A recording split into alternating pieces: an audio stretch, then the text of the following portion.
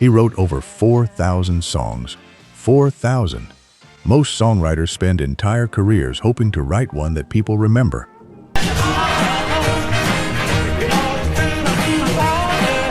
Smokey Robinson wrote one before breakfast, handed it to someone else, watched it go to number 1, and then went back to writing the next one.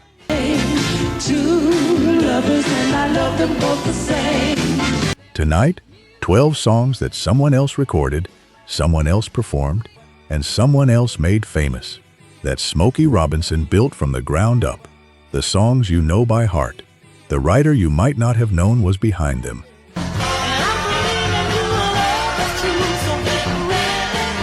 Number 12, The Temptations, The Way You Do the Things You Do, 1964.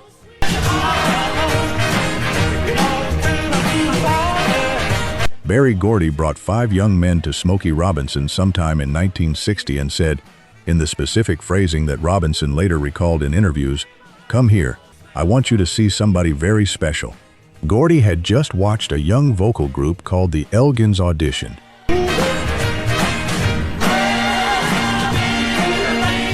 And he recognized that Robinson's ear and Robinson's songwriting sensibility were exactly what these 5 men needed to become what they were capable of becoming. Robinson watched them sing and dance.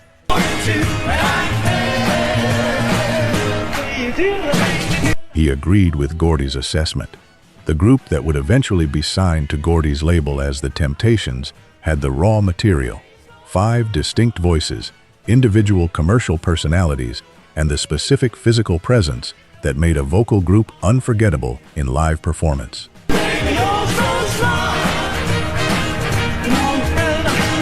They needed songs built specifically for those voices. The Way You Do the Things You Do, written by Smokey Robinson and Bobby Rogers, was released in January 1964 and became The Temptations' first genuine pop hit, reaching number 11 on the Billboard Hot 100.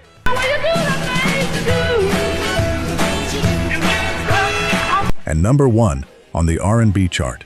What few people know is that Robinson spent considerable time figuring out which of the 5 Temptations should sing lead on the track, auditioning the members, listening to how each voice fit the song's emotional and tonal requirements before landing on Eddie Kendricks, whose high falsetto gave the lyrics' extended metaphor exactly the warm, effortless quality it needed.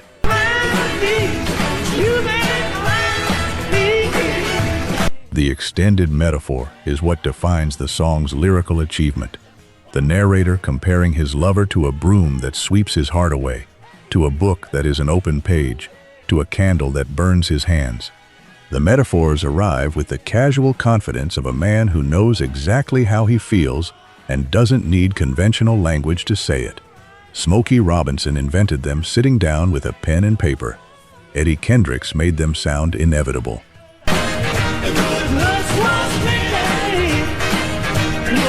Number 11, Mary Wells, You Beat Me to the Punch, 1962. Here we go. 1962. When the Recording Academy announced the 1963 Grammy Award for Best Rhythm and Blues Recording, covering the 1962 commercial year, the winner was You Beat Me to the Punch by Mary Wells. It was the first Grammy Award in the history of the Grammy Awards to go to a Motown Records recording. I hadn't known you for what seems like a long, long time. Before that night, Motown had been commercially successful, critically acknowledged, and broadly recognized as a significant force in American popular music. After that night, it had a Grammy. Smokey Robinson wrote, You Beat Me to the Punch for Wells in 1962.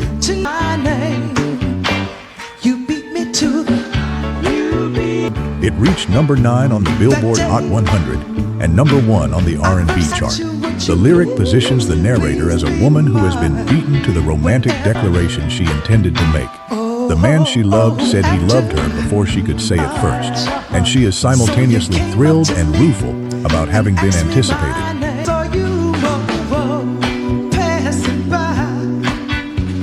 The intelligence of the lyric is in that specific emotional ambiguity. The narrator is describing something positive, being loved, while performing the specific feeling of having been outmaneuvered. Smokey Robinson consistently worked in this register.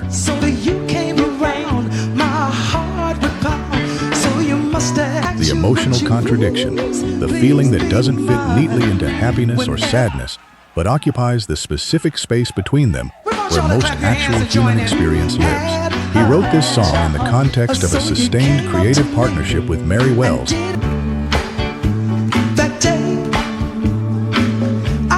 that produced some of the most consistently sophisticated pop songwriting of the early 1960s.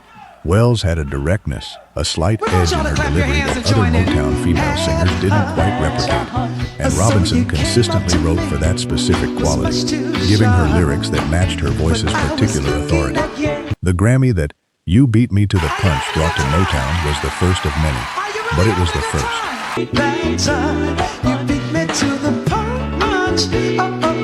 Number 10. The Marvelettes, "Don't Mess with Bill," 1966.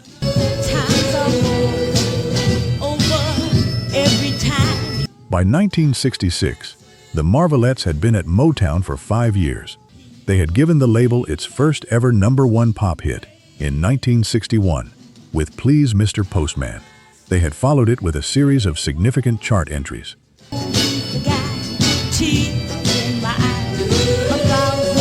But Motown's promotional attention was increasingly concentrated on the Supremes, and the Marvelettes were navigating the specific challenge of remaining commercially relevant within a label whose first-tier acts were receiving resources and attention that the second-tier acts simply could not access in the same way.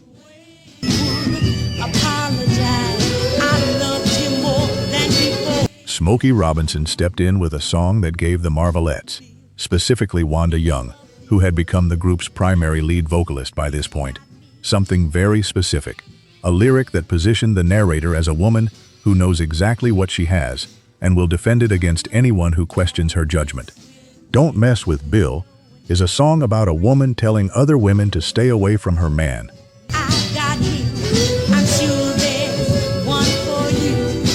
And the specificity of the lyric is in the particulars.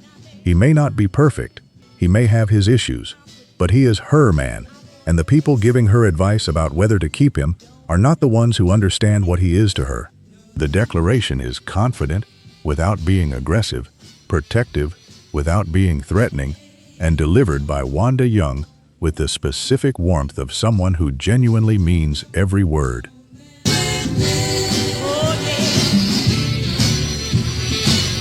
The song reached number 7 on the Billboard Hot 100 and number 3 on the R&B chart, the Marvelettes' biggest pop hit in years.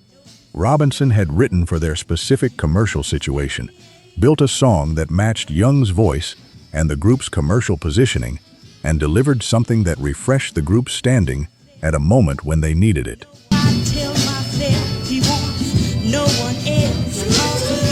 Number 9. Marvin Gaye, "Ain't That Peculiar," 1965.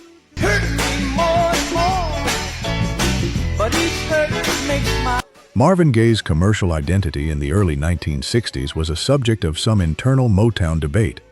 He was, by any assessment of the people who heard him in the studio, one of the most naturally gifted vocalists the label had signed.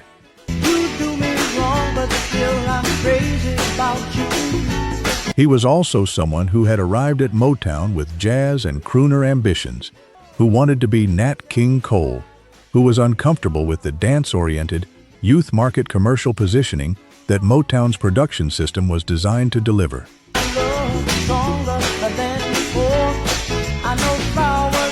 Berry Gordy and Smokey Robinson both understood that the key to Gaye's commercial potential was finding lyrics that gave him something emotionally complex to inhabit, something that required the specific kind of self-aware, almost philosophical vocal delivery that Gaye was capable of producing when he felt the material justified it.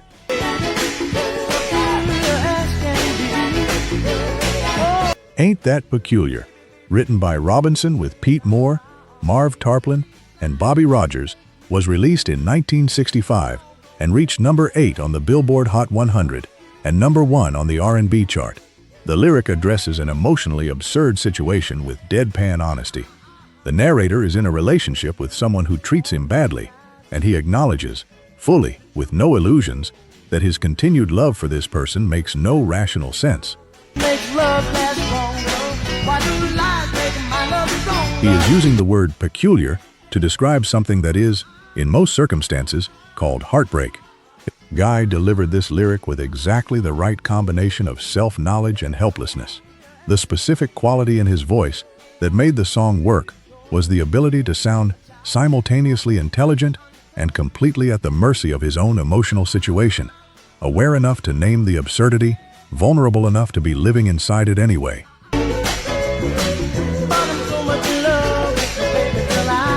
Number 8, The Temptations, Get Ready, 1966. The specific origin story of Get Ready, according to multiple documented accounts of Robinson's songwriting practice, is that he wrote it on the morning of the Temptations' recording session, not in advance, not after careful refinement, the morning of.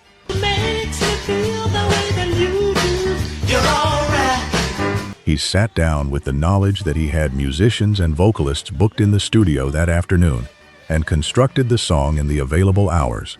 This piece of information requires a moment of appreciation.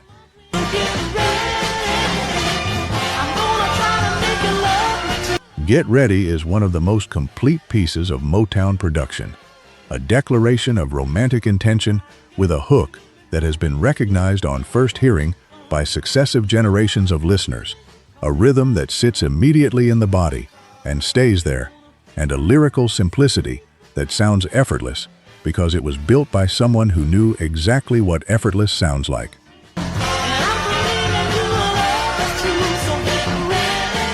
He wrote it the morning of, released in February 1966. Get Ready didn't perform at the commercial level that Smokey Robinson and the Temptations' previous collaborations had achieved. It didn't reach the top 10 on the pop chart on its initial release, but it entered the cultural record in a way that transcended its chart position.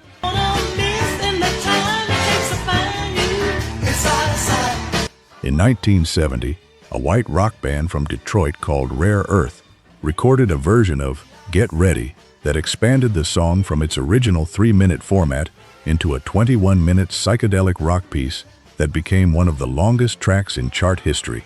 Rare Earth's single edit reached number 4 on the Billboard Hot 100.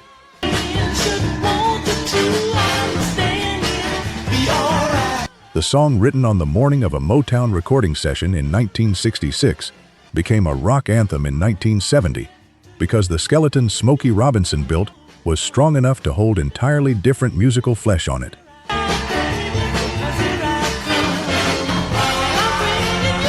Number 7, The Marvelettes, The Hunter Gets Captured by the Game, 1967.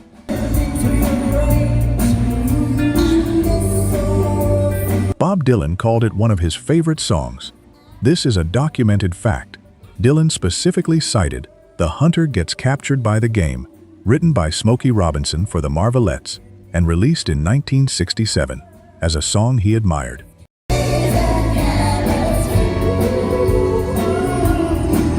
For a working songwriter who had spent the 1960s being credited with bringing genuine literary ambition to popular music, Dylan's specific acknowledgement of Robinson's songwriting was a significant critical endorsement.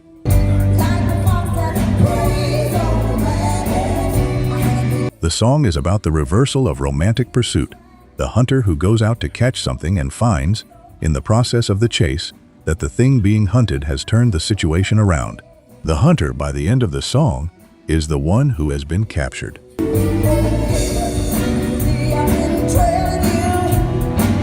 The romantic dynamic that the lyric describes, the person who thought they were in control discovering they are not, is as old as love poetry itself. What Robinson did was bring it to a specific 1967 Motown production and give it to Wanda Young's voice, and the result was a piece of songwriting that Bob Dylan put on the list of songs he wished he had written.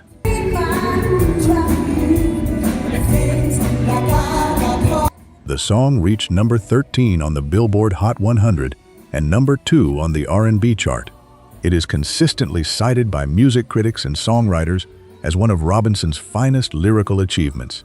The kind of song that contains a complete emotional argument in its title, elaborates it across 3 minutes with specific and unexpected imagery, and arrives at its conclusion with the feeling that nothing else could have been said.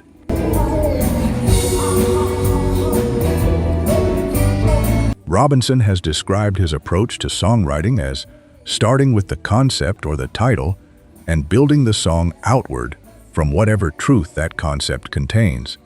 The Hunter Gets Captured by the Game is the demonstration of that approach at its most complete.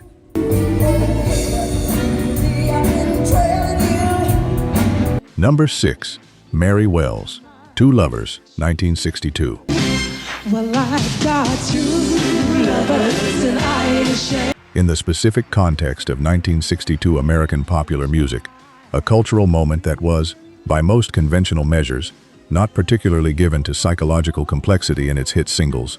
I love him so, and I'll do everything. Mary Wells released Two Lovers, written by Smokey Robinson, and asked radio audiences to follow a narrative conceit that was genuinely surprising. The lyric presents a narrator who appears to be describing two different men in her life, one who treats her gently and tenderly, one who argues and causes her pain. The twist, revealed in the song's construction, is that both men are the same person. Two lovers and I love them both the same. The two lovers of the title are the two aspects of a single individual. The gentle person he is in one mood, the difficult person he is in another. The narrator loves both aspects equally, and the song is a declaration of that complete, complicated love. This is not a simple lyric. It requires the listener to hold two apparently contradictory things, the gentle man, the difficult man, simultaneously in mind, and then to understand that the narrator's ability to love both is the point of the song rather than its problem.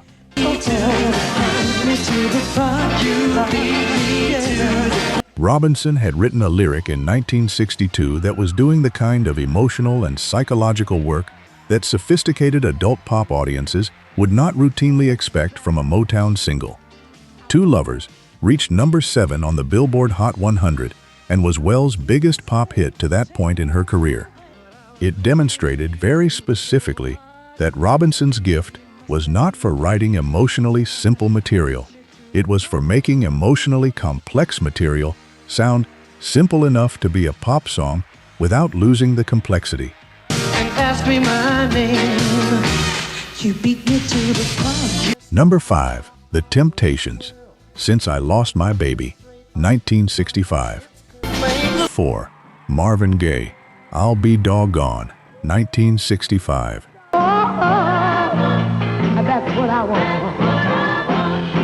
The commercial breakthrough of Marvin Gaye as a soul performer, not a crooner, not an aspiring Nat King Cole, but a soul and R&B artist fully inhabiting the commercial territory that Motown had been built to exploit, came in 1965 with 2 records.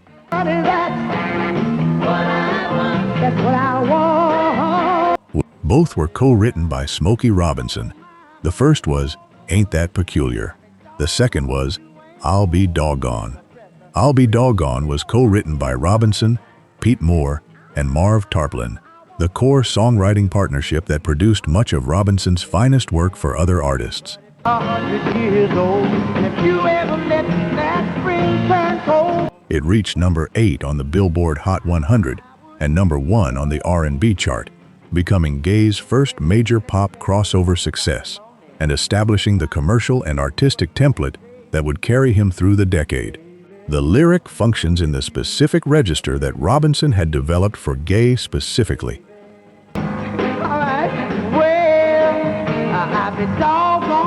The narrator is aware of the irrationality of his romantic situation, names it directly, and then proceeds to be completely at its mercy anyway. I'll be doggone if you didn't do it again. The expression of exasperated, helpless love delivered with the specific vocal warmth that Gaye brought to everything Robinson wrote for him. I'll be doggone. What Robinson understood about Gaye's voice and what he consistently exploited in writing for him was that Gaye's natural delivery had an intimacy that made even a conventionally constructed pop lyric sound like a private confession. Writing "I'll Be Doggone" for Gaye was writing material that the voice would carry somewhere closer and more personal than the words on the page suggested it could go.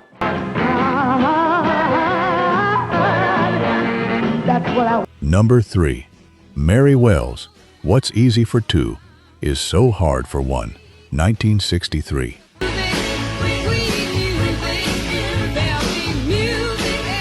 Mary Wells was 17 years old when she walked into Berry Gordy's office with a song she had written for Jackie Wilson, and the most naturally gifted voice Gordy had heard in years. She left with a Motown contract for herself, and the beginning of one of the most productive artist-songwriter partnerships of the early 1960s. Smokey Robinson wrote more songs for Mary Wells than for any other artist at Motown outside of his own group.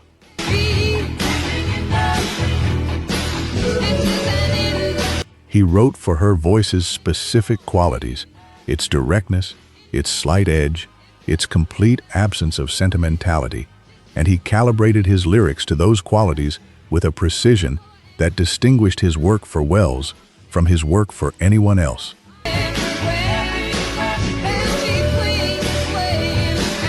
"What's Easy for Two is So Hard for One," released in 1963, is a song about the specific difficulty of being alone after having been part of a pair, about all the things that two people manage easily that become nearly impossible to navigate without the other person.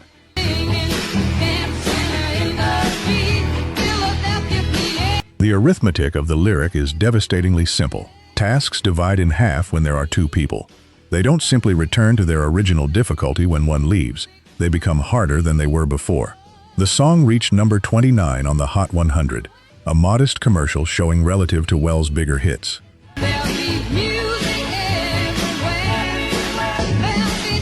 But it demonstrates, in very specific terms, what Robinson was doing when he wrote for her, building lyrics that used very simple premises, the arithmetic of emotional partnership, to describe feelings of extreme complexity. The simplicity was the method, the complexity was the point.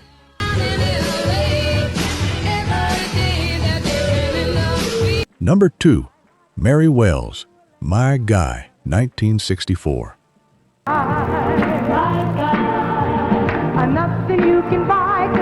Mary Wells left Motown in the summer of 1964.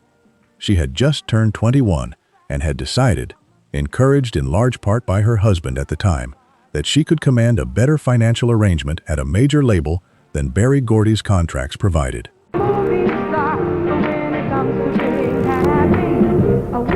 She was wrong about this in the specific way that the entire history of artists leaving Motown for better deals was wrong. The Motown system was worth more than any individual contract improvement because it provided songwriting, production, promotion, and commercial infrastructure that no other label had assembled in quite the same form.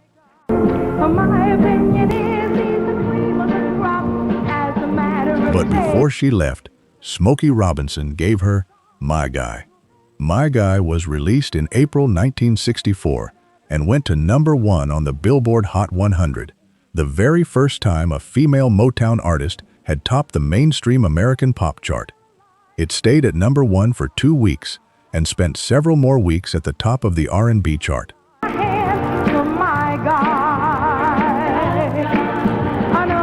It became the signature recording of Mary Wells' career and the record most people think of when they think of her. Robinson wrote it as a declaration of absolute romantic loyalty, a woman cataloging everything her man is not tall, not a movie star, not rich beyond conventional calculation, and declaring that none of those absences change anything about her commitment to him. The lyric's power is in the comprehensiveness of its indifference to conventional romantic qualifications. She doesn't love him for reasons. She loves him because she does. It was Wells' last Motown single. The career she built after leaving never replicated what "My Guy" had established. Robinson had written her the perfect farewell without either of them knowing that's what it was. My guy.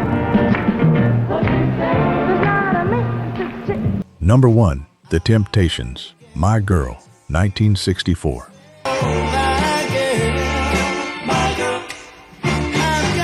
When the Way You Do the Things You Do reached number 11 on the Billboard Hot 100 in the spring of 1964, it was a genuine commercial success, a top 15 pop hit for a group that had been unable to crack the top 40 in their previous chart attempts.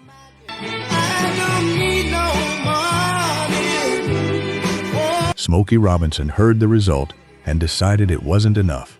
He went back to his writing room and wrote, My Girl. The decision that drove My Girl was specific and documented. Robinson wrote the song specifically for David Ruffin's voice.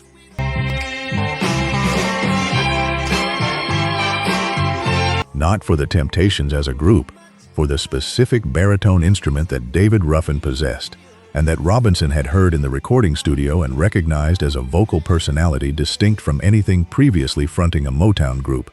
The opening of My Girl, the guitar riff, the bass line, and then Ruffin's voice arriving with I've Got Sunshine on a Cloudy Day is one of the most immediately recognizable moments in the history of American popular music.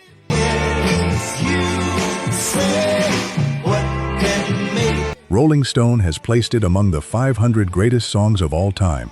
It has been used in films, in advertising, in television, in moments of cultural shorthand for a specific era's idea of happiness.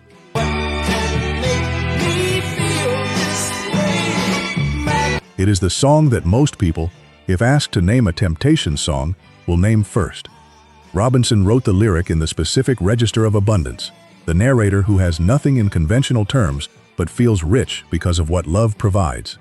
No money, no conventional success, but sunshine, sweetness, and a tender lover in May.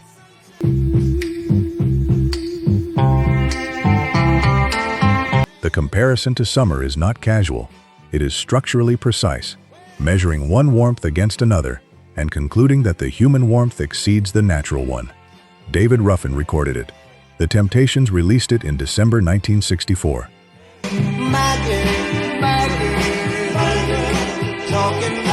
It went to number 1 on the Billboard Hot 100 in February 1965 and stayed there for 1 week.